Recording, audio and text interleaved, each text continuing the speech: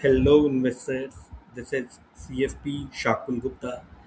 पिछले कुछ टाइम से मैं अपनी वीडियोस में रेगुलर नहीं हो पा रहा था। सो अब मैं कोशिश करूंगा कि मैं अपनी वीडियोस में रेगुलर रहूं और आपके सामने एक अच्छा educational and informational content personal finance के रिगार्डिंग ला पाऊँ। आज की वीडियो बहुत इम्पॉर्टेंट होने वाली है क्योंकि आज की वीडियो का जो सब्जेक्ट है वो है रिटायरमेंट प्लानिंग, कि हम अपनी रिटायरमेंट के लिए कैसे प्लान कर सकते हैं। इसका स्टेप बाय स्टेप प्रोसेस मैंने एक एक्सेल शीट में प्रिपेयर किया है।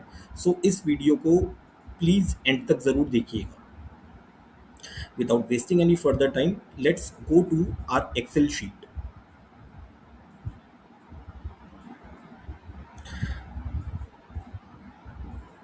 मैंने इसकी एक step by step process lay down किया है और ये रिटायरमेंट प्लानिंग मैंने बकेटिंग स्ट्रैटेजी और नॉन बकेटिंग स्ट्रैटेजी दोनों के थ्रू मैंने दिखाया है कि हम अपनी रिटायरमेंट के लिए कैसे इसको प्लान कर सकते हैं। और ये बकेटिंग स्ट्रैटेजी क्या है ये अभी हम थोड़ी सी देर में जान जाएंगे। लेकिन सबसे पहले हम इसके स्टेप बाय स्टेप जो हैं, जो एक इसके की स्टेप्स जो इन्वॉल्व है रिटायरमेंट प्लानिंग के अंदर, उसको देख लेते हैं। सबसे जो मेन ऑब्जेक्टिव है रिटायरमेंट प्लानिंग का, that is to know our retirement corpus. ठीक है, क्योंकि जब तक हमें ये नहीं पता होगा कि हमें कितना कॉर्पस इकट्ठा करना है रिटायरमेंट के लिए, तो हम आगे कुछ भी नहीं कर पाएंगे। और जब हमें पता होगा कि हमें अपने रिटायरमेंट के लिए कितना कॉर्पस गैदर करना है, तो उसके बाद फिर हमें पता लगा सकते हैं कि उसके लिए हमें कितना सिस्टमैटिक इन्वेस्टमेंट करना है, कितने की एसआईपी करनी चाहिए उसको अचीव करने के लिए। अब जब हम ये बात करते हैं रिटायरमेंट कॉर्पस को इकट्ठा करने की, इसका मतलब है कि इसकी प्रेजेंट वैल्यू को पता लगाना। Fine. This is the second step. We need to plan the present value of the corpus at retirement that last through the retirement phase. Through the retirement phase मतलब कि जो आपके रिटायरमेंट से until life expectancy तक चलता है, तो उसका पूरे फेज का हमें प्रेजेंट वैल्यू निकालना है कि रिटायरमेंट पे उसका प्रेजेंट वैल्यू क्या रहेगा।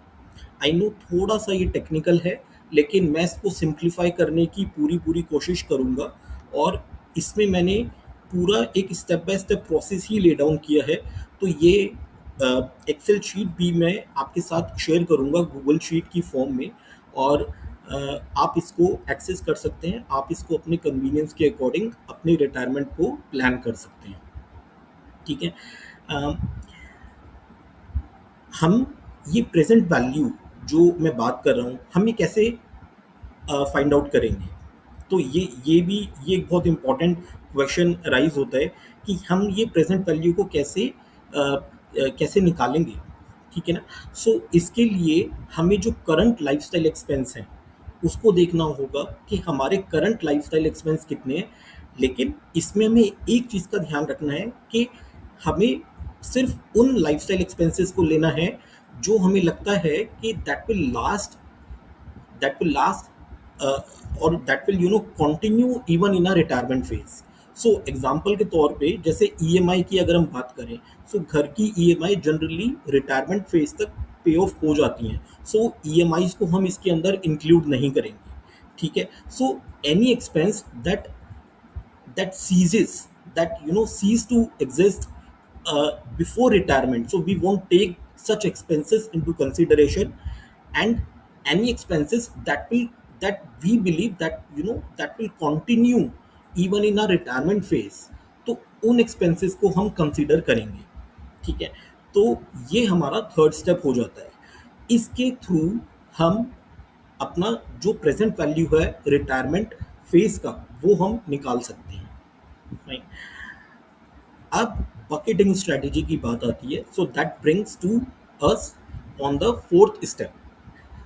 बकेटिंग स्ट्रेटेजी के अंदर हमारा एम ये रहेगा कि हमें प्रेजेंट वैल्यू निकालना है ईच एंड एवरी बकेट का। अब बात ये आती है कि बकेट्स क्या हैं। Buckets are nothing but basically buckets को हमने 3 फेजेस में डिवाइड किया है, और यू कैन से कि हमने अपने रिटायरमेंट को 3 बकेट्स में डिवाइड किया है। First bucket is the liquidity bucket.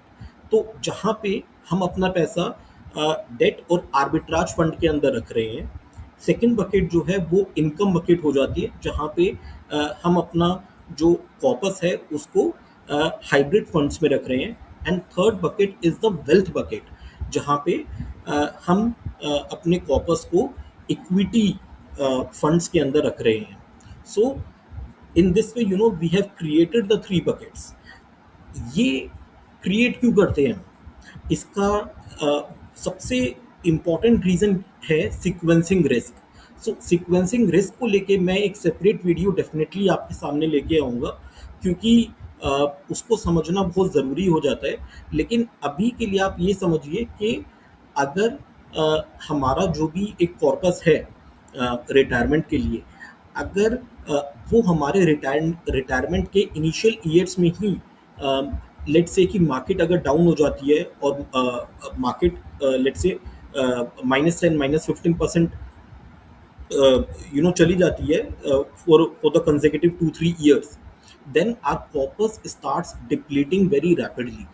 सो इस चीज़ को देखते हुए बकेटिंग स्ट्रेटेजी काफ़ी ज़्यादा फ्रूटफुल रहती है।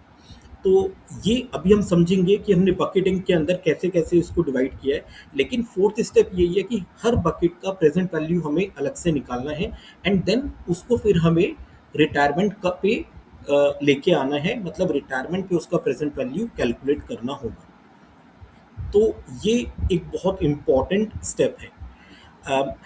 उसके बाद फिफ्थ स्टेप है कि after planning for the present value of lifestyle expenses, we also need to plan for the present value of the estate that we want to leave to our here's.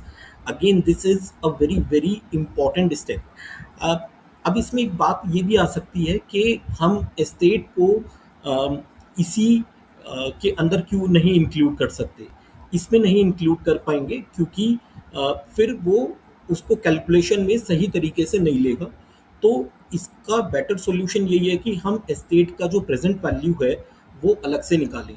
लेकिन ये estate की हम बात क्या कर रहे हैं? सो लेट्स से कि अगर हम ये चाहते हैं कि हम अपने बच्चों के लिए या अपने जो भी हीयर्स हैं, यानी जो वारिस होते हैं, उनके लिए कुछ एक कॉर्पस छोड़ के जाएं, ठीक है?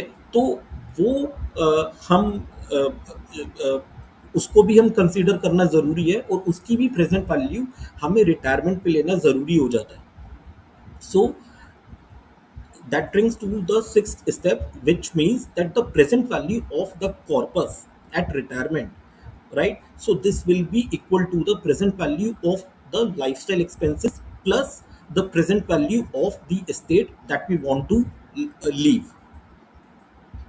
ओके।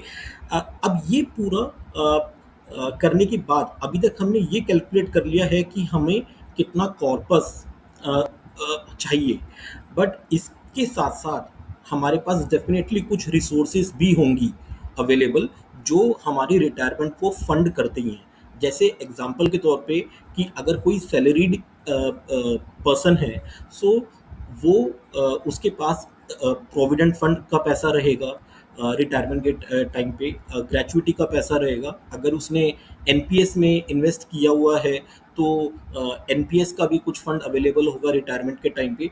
तो जो भी ये फंड्स हैं अवेलेबल, तो वो सारे हमें कंसीडर करने हैं।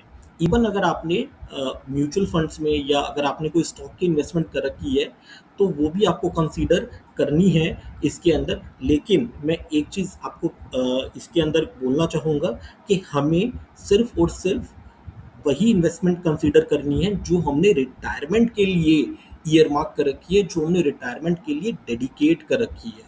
अगर हम किसी और गोल के लिए जो इन्वेस्टमेंट है उसको भी इसके अंदर इंक्लूड कर देंगे, तब हम अपना जो सही रिटायरमेंट प्लानिंग है उसको अचीव नहीं कर पाएंगे। So be very careful when we are determining the resources that we currently have to fund our retirement. Then हमें ये पता चल गया कि हमें कॉर्पस कितना रिक्वायर्ड है, हमें ये पता चल गया कि हमें हमारे पास रिसोर्सेज कितने अवेलेबल हैं। So last step will be कि उसके बाद हमें जो नेट कॉर्पस रिक्वायर्ड है वो देखना है, और उसके बेस पे हमें अपनी एसआईपीज यानी कि सिस्टमेटिक इन्वेस्टमेंट को कैलकुलेट करना है कि हमें कितनी सिस्टमेटिक इन्वेस्टमेंट की रिक्वायरमेंट रहेगी। सो ये पूरी अम, अ, ये पूरा स्टेप बाय स्टेप प्रोसेस है रिटायरमेंट प्लानिंग के लिए। अब मैं आपको रिटायरमेंट प्लानिंग का जो मैंने सिनेरियो क्रिएट किया हुआ है उस पे लेके जाता हूँ। So this is the bucketing strategy with bucketing strategy and this is with non bucketing strategy. So सबसे पहले मैं बकेटिंग स्ट्रैटेजी का ही डिस्कस करूंगा। So what I have considered is कि suppose the current monthly expenses is rupees 1 lakh, and please remember I have explicitly mentioned here that it is excluding EMI. Okay, so again as I stated earlier कि हमें सिर्फ वही expenses को include करना है that we believe that will continue even in a retirement phase. बाकी और expenses को हमें कंसीडर नहीं करना है। तो ये हमने एक्सपेंस लिए हैं। So that I assumed is rupees 1 lakhs monthly. Now, current inflation I have taken as 6%, and current age of the person is 35 years, and he will retire at age 60 years, and life expectancy is 85 years. That he will live until 85 years of age. So, the time until retirement is 25 years, fine, and the monthly retirement expense. So, अ, ये हमारे current monthly expense है 1 लाख। अब ये retirement के time पे यही 1 लाख कितने हो जाएंगे? That will become 4.29 lakhs। Okay, अच्छा, ये स्टेप भी अगेन बहुत इंपॉर्टेंट रहेगा which is the monthly retirement expense eight 100%। इसका मतलब क्या है? इसका मतलब है कि if so in this, we are assuming that we will continue to live the same lifestyle even in our retirement। 100% का मतलब ये इसके अंदर आता है कि we will continue to live the same lifestyle even in our retirement. यानी कि अगर हमें लगता है सपोज कि हमारे रिटायरमेंट के टाइम पे कुछ एक्सपेंस कम हो जाएंगे, या कभी कभी ये भी होता है कि जैसे कुछ लोग इसमें भी बिलीव करते हैं कि they want to have a better standard of living in retirement, they want to enjoy their retirement. तो ये एक्सपेंस आपके ज़रूरी नहीं है कि 100% हो। So that could even go to 110% also. So ऐसा भी हो सकता है। बट अगर हमें लगता है कि जैसे कि हमारे कुछ एक्सपेंस सपोज कि मतलब तब ये बंद हो जाएंगे, या हम कुछ एक्सपेंसेस अपने जो है कर्टेल कर सकते हैं, तो we can take it to 90% also. I mean it's our call. तो मैंने इसलिए इसको सेपरेटली मेंशन किया है, और मैंने अभी ये एज्यूम किया है कि we will continue to have the same lifestyle, so we can change it definitely. So annual retirement expense हमारे आ जाएंगे 51.5 लैक्स। नाउ अब ये 51.5 लैक्स ये हमारे लिक्विडिटी बकेट में सबसे पहले जा रहे हैं, and that is for a period of 5 years। So from 60 to 65 years, this liquidity bucket will run, and the amount will be invested in debt or arbitrage fund, so that will yield, so the expected return uh, for this I have taken, or I have assumed rather, is 5.5%। So I have taken a very modest return in this. मतलब मैंने इसमें कोई बहुत ज़्यादा return नहीं लिया है, मैंने एकदम मोडेस्ट रिटर्न ही लिया है, दैट इज़ 5.5%। और मैंने इसमें ये भी एज्यूम किया है कि inflation as the time goes by, so inflation will also come down a bit, and it will come down to 5%। Okay, so the real rate of return will be this, and the present value will be 2.55 cr, 2.55 crores। Okay, सो इस तरीके से मैंने ये liquidity bucket का present value calculate किया है eight retirement. Fine. Second जो bucket है, सो that is the income bucket, and इसके अंदर जो अमाउंट है वो इन्वेस्ट होगी हाइब्रिड फंड के अंदर, and that will go from 65 to 70 years of age। So again for a period of 5 years the amount will be invested in the hybrid fund, right. अब इसमें जो रिटायरमेंट एक्सपेंस हैं, क्योंकि जो expense थे विच वर 51.5 लाख, सो 5 साल में वो फिर से थोड़े और बढ़ जाएंगे, so that will become around 65 lakhs. Okay, इसमें जो हाइब्रिड फंड्स का मैंने एक एक्सपेक्टेड आरओआई लिया है, सो that is 8.5%, and inflation also I have reduced it a bit to 4.5%, so the real rate of return is 3.83%। and the present value at retirement will be 2 cr, 2 crores for this income bucket. Now comes the wealth bucket, which is the equity fund bucket, right? Now this will run for a period of 15 years, यानी ये 70 से 85 years की as तक ये run करेगी। और इसमें जो एक्सपेंसेस हैं वो रफली 82 लैक्स के एनुअल रिटायरमेंट एक्सपेंस रहेंगे। इसमें मैंने एक्सपेक्टेड रिटर्न परसेंट लिया है 11%, और inflation again will come down a bit and that is 4%। और उसके अकॉर्डिंग जो मैंने आगे की कैलकुलेशन की है, अब आप इसमें देख सकते हैं कि there is an option which says that if we want to leave any estate. So here I have said that yes, we want to leave rupees 1 crore in our estate to the heirs, fine. So उसके base पे मैंने आगे calculation किया है। और जैसे आप ये भी देखते हैं कि प्रेजेंट वैल्यू मैंने एक्सपेंसेस का अलग निकाला है रिटायरमेंट पे, और मैंने एस्टेट का अलग निकाला है रिटायरमेंट पे। And lastly I have added all the present values, यानी जो लाइफस्टाइल एक्सपेंसेस है उसका, सेकेंडली जो एस्टेट का है वो उसका भी। सो जो टोटल इसमें जो हमारा प्रेजेंट वैल्यू आ रहा है रिटायरमेंट के टाइम पे, सो दैट इज रफली 8.18 करोड़। ओके, इसके बेस पे अब हमने देखा है, जो मैंने बात की थी आपसे कि हमारे पास रिसोर्सेज कौन कौन सी अवेलेबल हैं। सो मैंने उसमें अलग अलग से ना करके मैंने कलेक्टिव वैल्यू ले लिया है, दैट इज 50 लैक्स। अब इसको हम चेंज भी कर सकते हैं, देखिए, क्योंकि प्रोविडेंट फंड और ग्रेचुइटी और एनपीएस या लीव एनकैशमेंट या कोई इंश्योरेंस सेविंग प्लान जो रिटायरमेंट पे जिसका एक कॉपस हमें मिलता है, तो इन सभी का एक मैंने कंपोजिट वैल्यूज में डाल दिया है। लेकिन इन वैल्यूज को आप अलग से भी कैलकुलेट करके इसमें आप ऐड कर सकते हैं, एंड देन फिर आप इसको आगे कैलकुलेट कर सकते हैं। तो जो नेट कॉपस रिक्वायर्ड है, so that will be 7.68 CR। Basis that I have calculated the monthly SIP, और मंथली SIP ऐसे में आती है हमारी 49,000 के around, 49,000 through the expected return of 11.5%। ये SIP चेक भी है, ये हम देख सकते हैं। So this is the whole retirement planning with bucketing strategy. इसके अंदर आप, क्योंकि ये कुछ कुछ अजम्पशंस मैंने लिए हैं, सो ऑब्वियसली आप अपने अकॉर्डिंग अजम्पशंस को चेंज कर सकते हैं। आप अपने जो लाइफ के फेजेस हैं, या जो आप अपने लाइफ के जो कंडीशंस हैं, जो आपके फाइनेंशियल कंडीशंस हैं, उसके अकॉर्डिंग आप इन अजम्पशंस को चेंज भी कर सकते हैं। सो जो कलर कोडेड सेल्स हैं वो आपको चेंज करने की ज़रूरत नहीं रहेगी, लेकिन जो जिस पे कलर कोडिंग नहीं हो रखी है उनको डेफिनेटली आप चेंज कर सकते हैं। तो ये वैल्यूज़ जो हैं अपने आप ही चेंज हो जाएगी, और आपके लिए कितनी SIP रिक्वायर्ड है और आपको कितना रिटायरमेंट के लिए कॉर्पस इकट्ठा करना है वो आपको पता चल जाए। So that is the complete retirement planning with bucketing strategy. Okay, now comes the retirement planning with non bucketing strategy। मतलब हम ये कहते हैं कि इसके अंदर हमने कोई बकेट अलग से नहीं बनाई है, हमने कोई अलग से बाल्टीज में नहीं, बाल्टियों में कोई फंड नहीं डाला है, राइट। सो हमने एक सिंपल सी रिटायरमेंट प्लानिंग की अपनी मतलब देखने का सोचा है।